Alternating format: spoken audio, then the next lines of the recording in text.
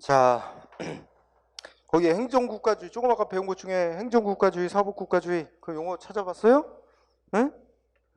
그 용어 뜻 이해해야 돼요. 네. 자, 우리 그 다음에 주제, 가장 중요한 주제 제3절 법치행정의 원리라고 있죠? 자, 의의는 가볍게 읽어도 됩니다. 우리가 상식적으로 생각합시다. 법치행정의 원리는 행정을 할 때 어떻게 해야 된대?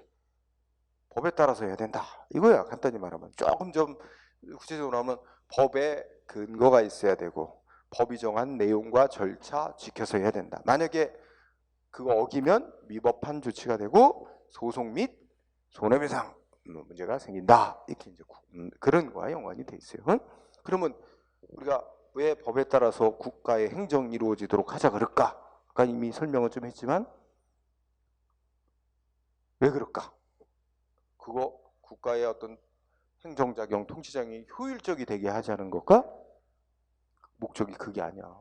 여러분 법이 정한 절차 지키고 하면 시간적으로 지체되고 하죠.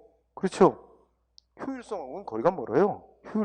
효율성은 좀 떨어지더라도 그렇게 함으로써 국민에게 법으로 딱 정해놓고 이렇게 되면 이렇게 된다. 예측 가능하게 하고 그래서 국민들이 뭔가 법과 관련된 생활에 있어서 안정성 있게 생활하도록 하기 위한 거고 그 법에 의해 특히 국민한테 뭔가 의무를 부과하고 뭔가 강제력을 행사하고 하려면 법에 근거가 있어야 되고 요건 절차 지켜서 하게 함으로써 함부로 국민의 자유 권리 국가가 특히 국가라고 하는 게 이제 권력 잡은 자가 멋대로 못하게 함으로써 국가의 권력으로부터 국민의 자유 권리를 보장받기 위해 그 목적으로 하는 게 법치국가 원리입니다.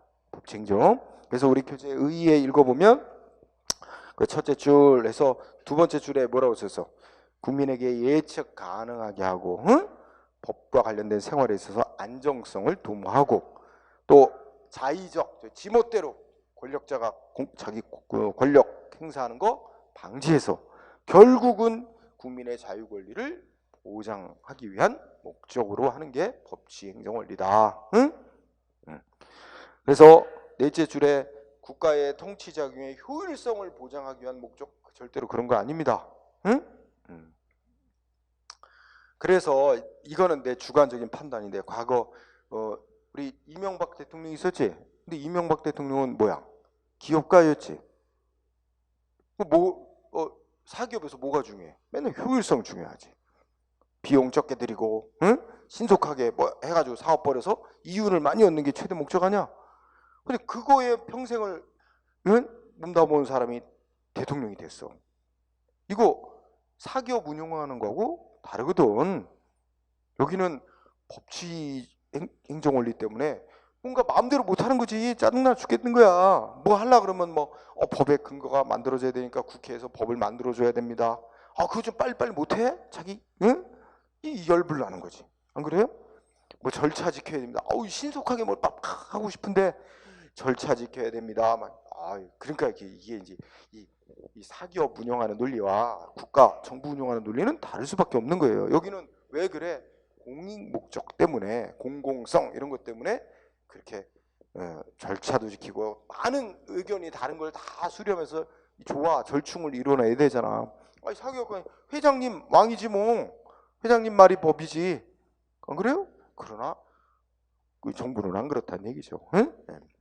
그래서 이것도 시험 문제에 나왔던 거야. 법치주의는 국가의 통치작용 효율성을 보장하기 위한 원리다.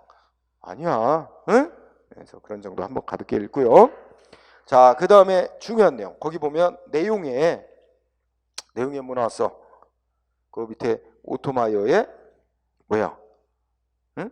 법률의 지배 원칙이라고 있죠? 그래서 아까 오토마이어라는 사람이 뭐야?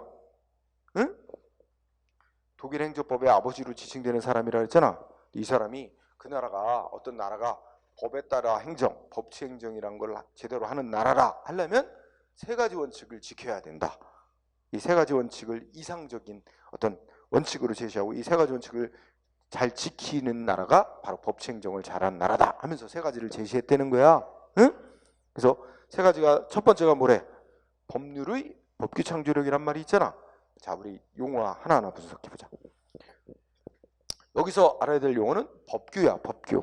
법규 창조라고 할 때 이 법규라는 말이 법 중에서도 국민에게 효력 미치는 법, 국민에게까지도 효력 있는 법을 법규라고 칭해요. 우리 행정법에서. 응? 그러면 법인데 국민에게까지 효력 없는 법도 있다는 얘기지. 안 그래요? 어떤 게 그런 게 있을까? 그러니까 법을 둘로 나누는 거야. 국민에게까지 효력이 있는 법, 즉 법규의 성질을 갖는 법. 그다음에 국민에게까지 효력이 없고 행정조직 내에서만 조직 구성원들에게만 효력 갖는 법. 이거 법규가 아닌 법. 이렇게 둘로 나눌 수 있다는 거야. 아세요? 예를 들면 이런 건 어때? 저기 뭐야? 응? 그 대통령이 만들어 놓은 법 중에 공무원 복무규정이라는 법이 있어. 그 일반 국민들한테 적용되는 법이야? 아니겠지. 행정부 내에 공무원들이 근무할 때 따라야 될 법이지. 공무원 복무규정. 행정부 조직 구성원들한테만 적용되는 법 아니야? 그러니까 그러면 우리가 여기다 용어를 빗대면 대통령이 만든 공무원 복무규정은 법규의 성질을 갖는 게 아니다. 이렇게 말할 수 있는 거지. 일반 국민들한테까지 효력이 있는 법이래야 법규의 성질을 갖는 법이지. 그죠? 예, 그런 것처럼. 그렇다면 여기서 말하기를 법률의 법규 창조라는 말은 법규, 즉 국민의 권리 의무에 효력 갖는 법을 창조, 만들어낼 수 있는 힘은 누구한테 있다는 거야? 국회한테 있다. 국회는 국민이 직접 선거로 뽑은 국민의 대표기관 아니야. 응? 국민을 위해서 응? 의논해가지고 법 만들도록 권한 부여받은 기관이 국회 아니에요. 그래서 국민의 권리 의무에 효력 갖는 법, 즉 법규에 해당하는 법을 만들어내는 건 국회의 권한이다 라는 원칙이죠. 그죠? 그러면 뒤집어 얘기하면 행정부는 국민에게 효력 갖는 법 만들고 싶어도 지금 멋대로 못 만든다는 거지. 그건 국회가 만들도록 돼 있는 거다. 그렇죠? 응? 그 다음에 두 번째는 뭘 말해? 법률의 우위. 자, 국회가 만드는 법률은 행정기관의 의사보다 우위에 있다. 응? 그러면 이걸 이렇게 가면 결론이 뭐야? 핵심 결론이 행정기관은 국회가 만든 법률에 위반하는 게 하면 된다 안 된다? 안 된다. 이거야. 그래서 거기에 의미가 뭐 있어? 응? 둘째 줄. 법률에 모순 내지 저촉되는 행위할 수 없다. 그거 하면 위법이다. 그게 법률의 우위야. 법률의 우위는 국회가 만든 법률은 국민의 대표기관인 국회가 만들어 놨기 때문에 응? 행정기관의 의사보다 우월하다. 행정기관은 그 법률에 위반하는 행위를 해서는 안 된다. 이걸 나타내는 거예요. 응? 그 다음에 세 번째, 법률의 유보 있죠. 요거 유보라는 말은 이제 맡겨져 있다는 뜻이 되는 건데 국민의 권리와 의무에 뭔가 영향 미치는 조치를 행정기관이 하려면 국회가 만든 법률에 근거가 있어야 한다. 응? 국민의 권리 의무에 영향 미치는 어떤 조치를 하려면 행정기관이 조치를 하려면 법률에 국회가 만든 법률에 어떤 요건 하에 어떤 조치를 해도 된다라고 할 수 있도록 근거 규정이 있어야만 할 수 있다는 거야. 응?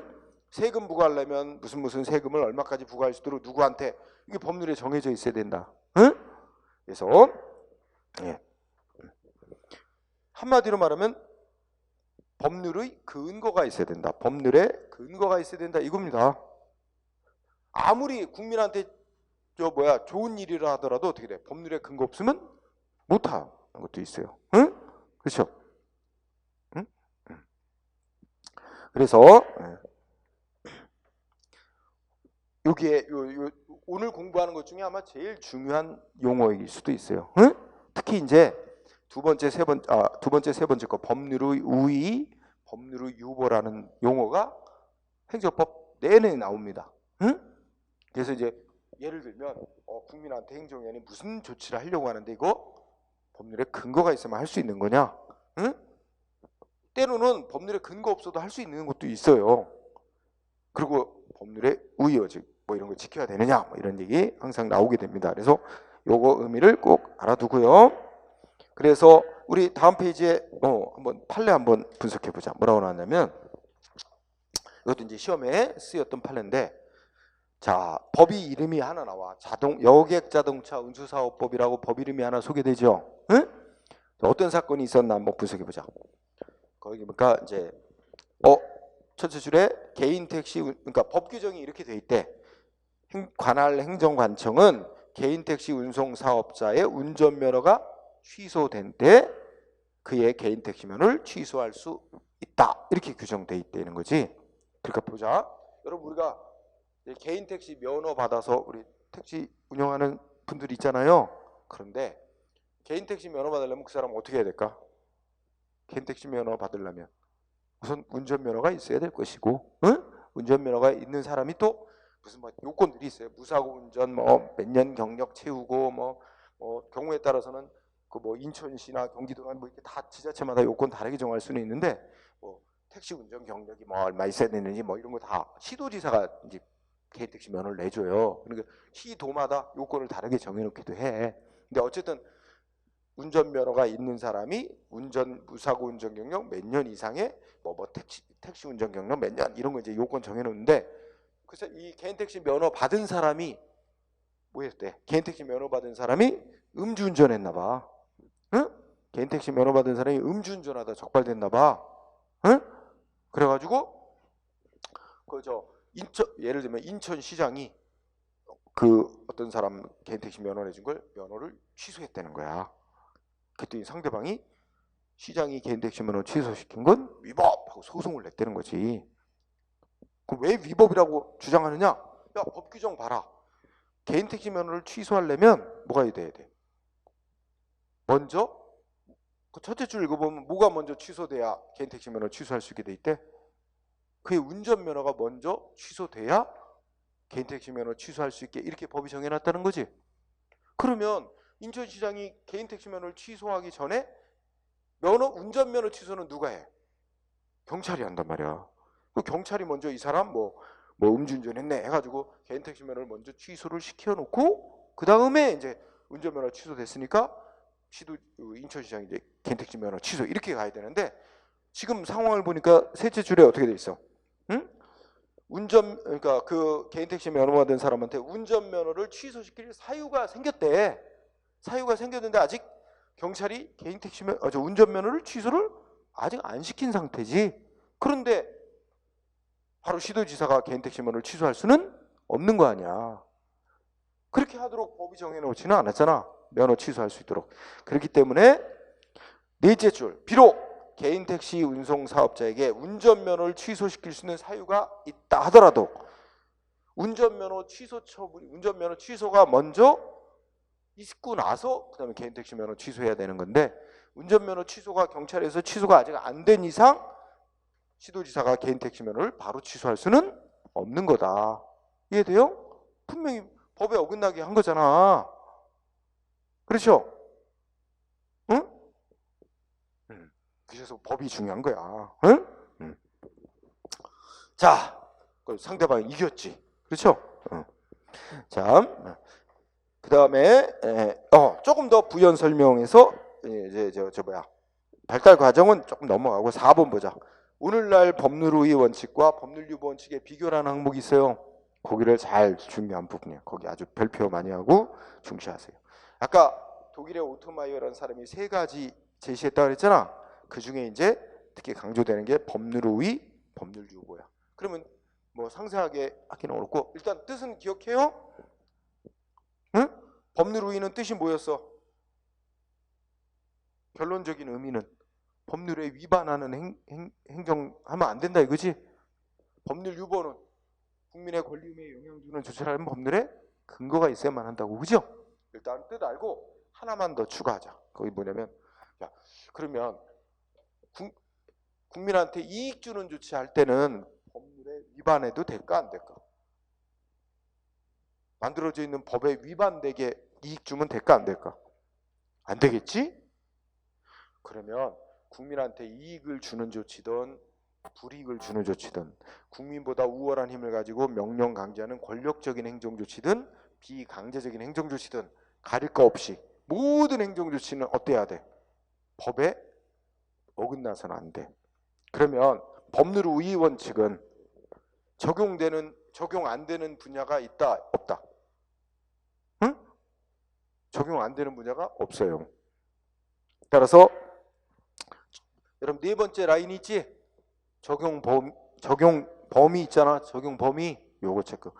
지금 말한 건 뭐야? 법률 우위 원칙. 법률 우위 원칙은 모든 행정 영역에 대해서 예외 없다 이거지. 응? 모든 행정 영역 속에 뭐야? 국민한테 불이익을 주는 조치든 이익 주는 조치든 강제적 조치든 비강제적 이런 거 상관 안 하고 모든 행정 조치는 다 뭐야? 예외 없이 법에 어긋나면 안 되는 거다. 그렇죠? 반면에 오른쪽에 법률 유보 원칙은 법률의 근거가, 그럼 내가 질문해 보자. 야, 법률의 근거 없어도 할 수 있는 조치 있을까 없을까?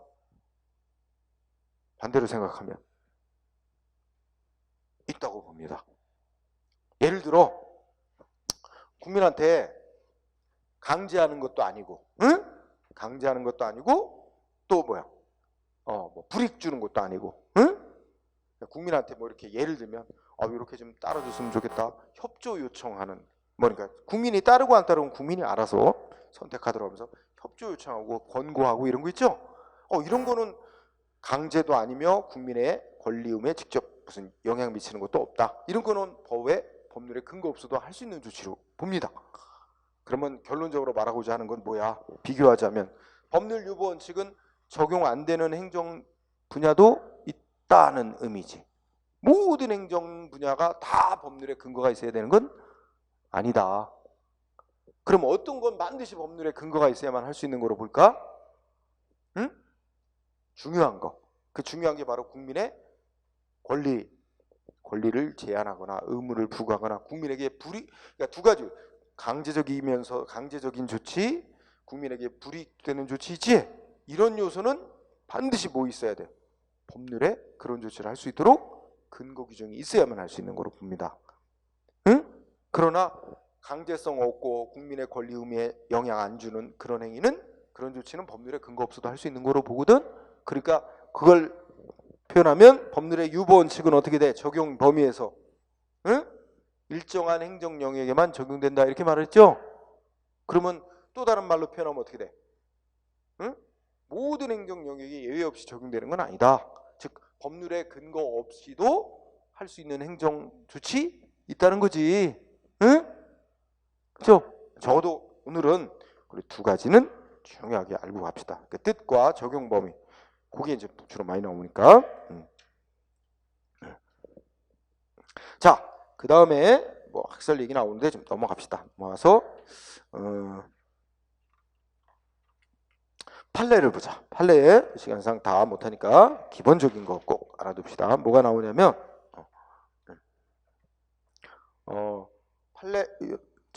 판례 알아보기라고 쭉 길게 목록 있는 거 있지? 2번 법률 유보 원칙의 의미라고 하는 판례 있죠? 응? 자, 우리 같이 읽어봅시다. 뭐라고 써있나?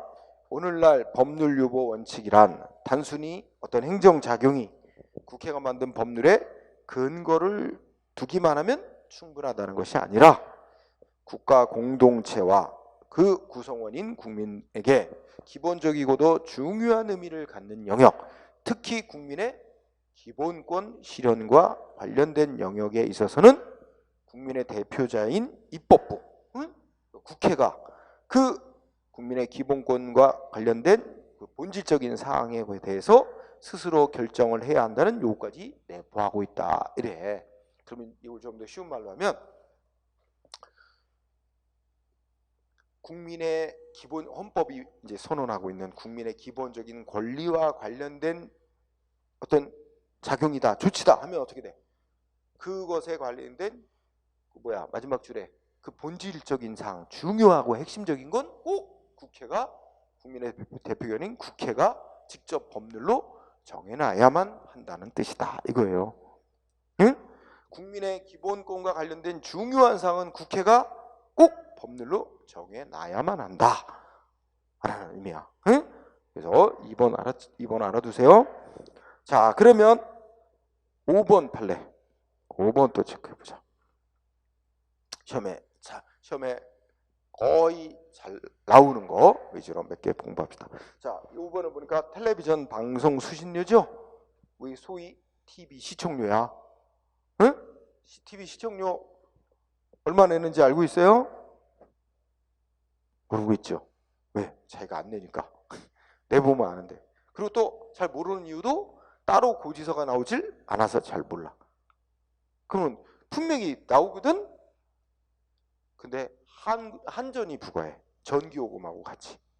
그래서 전기요금 고지서에 전기요 사용량에 따라서 얼마, 그 다음에 거기 TV 수신료 2,500원. 그래서 한꺼번에 총액으로 해서 내도록 합니다.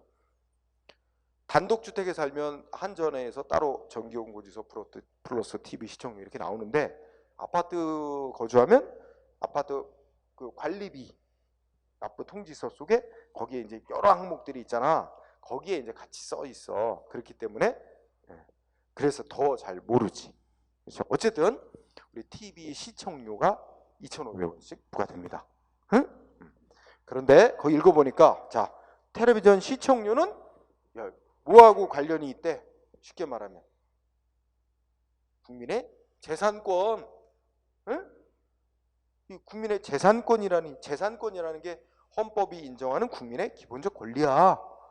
그러니까 국민의 재산권과 관련이 있대. 그러니까 국민의 기본권과 관련된 사항이라는 거지. 응? 그럼 우리 아까 2번 판례 한번 떠올려 보란 말이야. 2번 판례 읽었던 거. 국민의 재산권이라는 기본권과 관련된 사항. 응? 그래서 시청료를 얼마로 하느냐 하는 것은 그건 매우 중요한 사항. 국민의 기본권 관련된 중요한 사항. 그럼 시청료 얼마로 할 거냐 하는 거 누가 정해놔야 돼? 입법자인 국회가 직접 법률로 정해놔야 한 문제다라는 게 결론이지. 응? 그래서 뭐야? 텔레비전 시청료는 국민의 재산권과 관련이 있는 기본권 실현에 관련된 영역에 속하고, 둘째 구태 수신료 금액, 시청료 금액을 얼마로 하느냐 금액을 결정하는 것도 시청료에 관한 본질적이고 중요한 사항이니까 국회가 법률로 직접 시청료가 얼마다라고 정해야 할 사항에 속한다, 이런 얘기입니다. 응? 그러면 왜 이게 이런 결정이 내려지냐면 예전에 국회가 법률로 안 정해놨었거든. 그러면 어떻게 했냐면 국회가 무슨 방송법, KBS 방송공사법의 옛날 명칭, 그 법을 만들면서 시청료 금액을 얼마로 거둘지는 KBS에서 정하도록 한다라고 그렇게 해놨어. 근데 그게 이제 문제 있다는 거지. 그거는 KBS대로 정하도록 넘길 사항이 아니고 누가 정해야 돼? 국회가 직접 법률에다가 시청료 금액 얼마로 한다고 직접 정해놔야 할 사항인데도 KBS대로 정하도록 넘긴 거는 잘못되게 법 만들었다 이거예요. 그래서 그 법 조항은 무효. 그래서 무효 선언이 나오고, 그래서 국회가 다시 법 개정해서 지금 얼마로 정해놨다고? 시청료 2,500원. 그렇게 못 박아놓은 거지 법률로. 그거 사건. 그래서 그러면 이제 시청료를 올리고 싶어. 그러면 어떻게 해야 돼? 이제 방법. 응? KBS는 맨날 시청료 올리고 싶어 지금 올리고 싶어 해요. 근데 KBS 마음대로 못 올리지. 이제 어떻게 해야만 올릴 수 있어? 국회에서 여당 야당 합의해서 법률을 개정을 해야 돼. 시청료 인상하는 법률 개정을 해야 되니까 쉽지 않은 거지. 그렇죠? 네. 그래서 지금 뭐 한 20년 넘게 시청료가 묶여 있어요. 2,500원으로. 응? 자. 그다음에 우리 6번은 너무 쉬운 얘기니까, 병은 이제 군인을 가리키는 거지. 우리 군 복무 기간을 얼마로 하느냐 하는 거는 국민의 국방 의무라는 기본적인 헌법상의 기본적인 의무와 관련된 중요한 사항이기 때문에 그 누가 정해야 된대? 국회에서 법률로 복무 기간에 대해서 직접 법률로 정해야 할 사항이다라는 거죠. 근데도 이거 예전에 막 뭐 육군본부 행정기관이 멋대로 뭐 기간에 뭐는 빼고 뭐는 집어넣은 복무 기간으로 인정해주고 막 지멋대로 정해놨다. 이거 잘못됐다는 거지. 그럼 국회가 직접 복무 기간은 몇 개월로 한다. 그리고 그 기간 중에 예를 들면 병 나가거나 다쳐갖고 어디 병원에 입원했던 기간은 복무 기간으로 쳐준다. 거기서 뺀다. 뭐 이런 거에 관한 건 국회가 정해야지. 행정기관인 국방부, 육군부 뭐 이런 데서 마음대로 정할 수 있는 사항이 아니다. 이런 얘기입니다. 응? 네, 그런 거였고 우리 또 시험에 중요한 거. 자, 그 다음에는 10번 판례 체크해봐. 10번. 자, 10번 판례 보면 이게 이제 최근에 잘 나오는 판례 중에 하나야. 뭐야? 지방의회 의원에 대해서 유급 보좌 인력을 두는 거 이렇게 제목 달린 거 있지? 응? 그러니까 뭐 시의원한테 뭐 보좌관 한 명 더 붙여주고 그 보좌관한테 월급 이렇게 주도록 하는 거 있잖아. 월급을 주는 보좌관을 한 명 더 붙이도록 하는 거. 이거는 국회가 법률로 정해줘야만 할 수 있는 조치래 아니면 각 지방자치단체마다 알아서 정할 사항이래. 어떤 거에 속한데요? 응? 핵심은 셋째 줄. 이건 예를 들어 인천시의회에서 시의원들한테 보좌관 한 명씩, 응? 월급 주는 보좌관 한 명씩 더 붙여주도록 한다. 시가 마음대로 조례로 정할 수 있는 사항이 아니래. 그건 국회가 직접 법률로 정해줘야만 가능한 사항이래. 그래서 셋째 줄의 핵심이야. 뭐라고 써 있어? 응? 각 지방 두째 개별적으로 각 지방 의회가 조례로 마음대로 정할 수 있는 사항 아니다. 국회가 직접 법률로 정해야만 하는 사항이다. 이거죠? 이게 핵심인 겁니다. 응? 자, 이런 것들. 그래서 이 판례도 이런 것들이 주로 나와. 그래서 어떠한 사항이 있는데 이게 국회가 직접 법률로 정해놔야 할 사항이. 아까 법률 유보 원칙은 예외 없이 모든 행정령에 다 적용되는 건 아니라 그랬지. 어떤 건 국회가 꼭 법률로 정해놔야만 하는 사항이 있고 어떤 건 행정위원이 알아서 정해도 되는 게 있고, 그죠? 그 법률로 안 정해줘도 되는 게 있어. 응? 세금 같은 건 어떨 것 같아?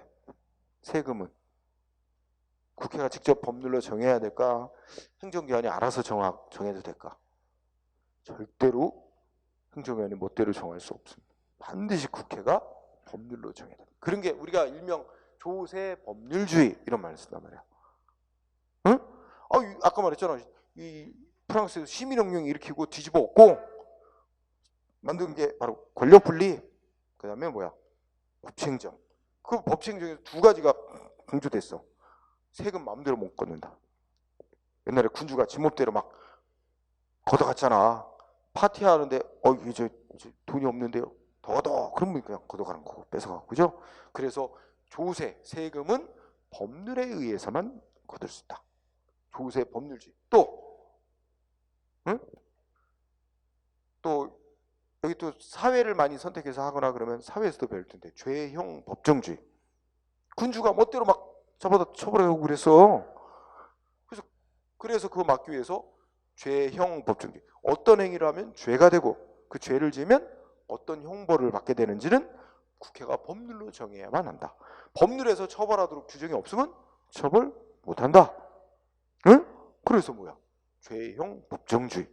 이게 법치주의, 법치행정이 근대 국가에서 국가 운영 원리로 채택이 도입이 되면서 가장 강조됐던 게 두 가지 중심으로 했던 거야. 그게 확대 영역이 확대된 거지. 응? 야, 이 죄형 법정주의 나오니까 어젠가 그저께인가 약간은 우리 사회에 약간 쇼킹한 사건이 하나 있었지. 뭐 있었냐면 충청북도 진천에 중학교 여자 선생님이, 응, 그지? 제자인 15살 중3학 남학생하고 성관계를 맺었어. 우리 사회에 약간 쇼킹한 거지, 그지? 근데 그거 처벌될까 안 될까? 처벌돼요? 처벌 못해요. 처벌하도록 하는 법률 조항이 없어요. 자, 우리나라 13살, 13세, 13살 이하 청소년하고 성관계를 하잖아. 그러면 무조건 처벌이야. 그거는 우리가 이제 법률 용어로 의제 강간이라. 그러니까 뭐냐면 그 아직 13세가 안 된 이 어린 청소년은 자기 성에 대해서 아직 제대로 된 결정을 할 수 없는 나이다. 그래서 이제 그 뭐 이렇게 꼬셔가지고 했든 어쨌든 뭐 합의하고 했든 그건 다 강간으로 쳐요. 그래서 13살 이하는 하고 성관계를 맺으면 뭐 합의를 했건 무슨 이유건 의제 강간으로 간주해서 상대방을 처벌합니다. 물론 그 청소년은 처벌 안 해요. 근데 상대방을 처벌합니다. 그 성인을. 근데 지금 이 사건은 몇 살이라 그랬어? 15살. 그러니까 13세 이하가 아니니까 형법 규정에 처벌 적용 대상이 안 돼요. 그러면 또 하나가 문제가 될 수 있는 게 우리나라 이제 아동 청소년의 성 보호에 관한 법률이라고 있어. 그래서 아동 청소년을 대상으로 성폭력을 저지르면 또 처벌하는 법이 있는데 거기서의 성폭력은 아동 청소년 거기는 18세까지가 적용 대상인데 18세 이하까지. 그런데 거기는 성폭력이래야 돼. 그런데 얘는 중3 그 남학생은 뭐 그거 아니다. 우리는 서로 사랑해서 합의해서 성관계했다. 그러니까 성폭력도 없는 거야. 그러니까 처벌 못하지. 그러니까 경찰, 검찰 무혐의 처벌 못하는 거야. 아예 재판에 넘기지도 않는 거지. 넘길 수도 없는 거야. 넘겨봐야 무죄 판결 나올 게 뻔하니까. 죄형 법정주의에 따른 거죠. 다만 이제 법적으로는 처벌 못하지만 이제 윤리적, 도덕적으로 좀 문제가 있지. 응? 선생님이 제재하고 성관계를 맺는다. 그것도 중학생 제재하고. 그래서 여자 선생님은 30대 초반 선생님이래. 응? 미혼이고. 응? 그런데 어떻게 됐는지 내막은 자세히 모르지. 그러니까 그거는 이제 형사상 처벌 문제고 행정적인 문제는 이제 징계 처분 문제가 있어요. 이제 징계위원회 회부. 어떤 징계가 내려질 것인가. 그럼 징계 종류가 6종류 있어. 공무원에 대한 징계 종류. 파면, 해임, 강등, 계급 떨어진 거, 직급 떨어뜨린 거, 그 다음에 정직, 몇 개월, 3개월 이내에서 일도 못하게 하고 직무 정지시키고 하는 거지. 정직, 월급도 하나도 안 줘요. 3개월 이내 정직, 그 다음에 감봉, 견책 이런 식으로 이제 징계 종류가 6가지 종류가 있는데 어떤 징계 조치를 내릴지는 또 이런 거 저런 거 따져가지고 결정하는데 아마 중징계 내려질 것이라고 그러니까 이제 그 교장 선생님이나 이렇게 징계권자는 징계할 수 있는 권한자는 중징계를 해달라고. 중징계면 이제 파면, 해임, 강등, 정직 이런 건데 파면, 해임은 아예 이제 교사 자격 박탈 쫓아내는 거고 강등이나 정직은 신분 박탈하는 건 아니고 하여튼 그런 건데 일반 사람들의 기준으로 보면 뭐했어? 그런 분이 어떻게 또 교단에 서서 학생들을 어떻게 또 가르치도록 그게 될 수 있느냐? 그러니까 파면이나 해임 시켜야 된다고 생각할 수 있잖아 일반 사람들. 응? 아직 그거는 이제 징계위원회가 열려서 어떤 결정을 내려질지는 아직은 이제 기다려봐야 된대. 응? 근데 만약에 파면 해임해서 잘리는 결정을 내렸다고 쳐봐. 그러면 그 다음에 그 교사가 소송할지도 몰라. 그죠? 소송해서 그런 문제는 있지만 그렇다고 이 정도로 파면 해임시킬 것까지는 그건 너무 과한 조치다. 그래서 우리가 이제 법 원칙으로서 비례 원칙이라고 해서 너무 필요 이상으로 과한 조치하면 안 된다는 원칙이 있는데 그 법 원칙에 위반했다 하면서 소송할 수도 있습니다. 그럼 또 뒤집어 줄 수도 있어. 그건 너무 과한 조치다고 하면 그러면 이제 교사 신분은 유지하되 무슨 정직 3개월 이런 식으로 해서 3개월 동안 직무 수행 못하고 월급 못 받고 일 안 하니까 월급도 하나도 못 받다가 다시 3개월 지나면 다시 복직 이렇게. 근데 또 그 학교에서 근무하기는 어렵겠지. 근무하는데 다른 학교 보낼 텐데. 근데 그분이다라는 게 알려지면 또 근무하기 힘들겠지. 그러니까 철저하게 이제 그거는 비밀로 붙이는데 어쨌든 앞으로는 어떻게 될지 한번 기사 나올 텐데, 보자고 어떤 판단이 내릴지. 그리고 그 여교사는 어떻게 그 징계 결정에 어떻게 대응하겠다고 하는지, 딱 보도로 나올 거야. 그리고 한번 보라. 다 그 행정 문제죠. 그래서 뭐에게서 나오다면 죄형 법정주의에서부터 나오기 시작했는데 법률에 처벌하도록. 그러니까 일반 사람들의 감정은 아니 저런 말하면 나쁜 짓을 했는데 왜 처벌이 안 된다는 거냐 궁금해할 수 있잖아.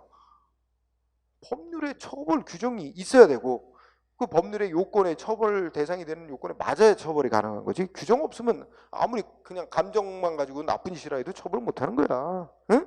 그죠?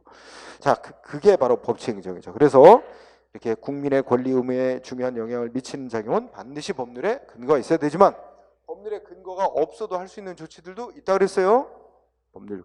자, 그래서 법률 유보, 법률 우위 중요한 개념 공부했습니다. 자, 또 쉬는 시간을 가지고 또 하나의 주제를 공부합시다.